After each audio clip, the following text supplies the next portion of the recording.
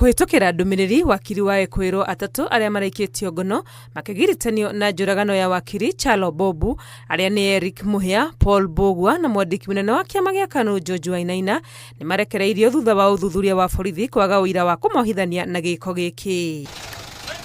No na kũrĩ ũguo, minista wa ũgitĩri wa thĩinĩ Kipchumba Murkomen arauga borithi nĩ marageria oro ũrĩa mangĩhota gwetha anja nginyanĩru gĩthiũrũrĩ-inĩ kĩgiĩ njũragano ĩno ĩrĩa gĩtũmi kĩayo gĩtarĩ kĩramenyeka. The police are trying to piece together information. A number of people have been interviewed, close working colleagues, and then the family members.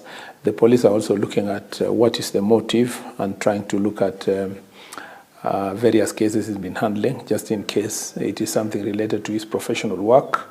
And so the last time the IG updated me is that they are making very good progress.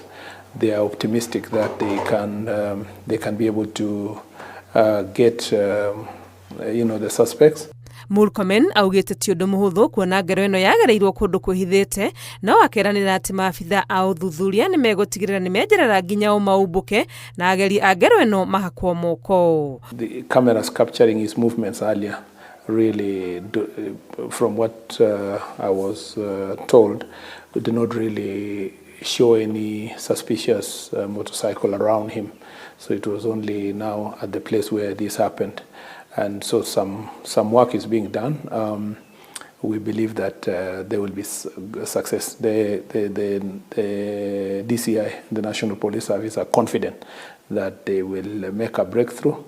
Wakiri Kyalo Mbobu ahũrirwo rithathi arĩ ngari-inĩ yake barabara-inĩ ya Magadi nĩ Mwĩkũĩrwo wakuĩtwo nĩ nduthi hwaĩ-inĩ wa mũthenya wa Jumaine. Ngĩribotera Inooro TV, rĩtwa rĩakwa nĩ Wangui wa Mwangi.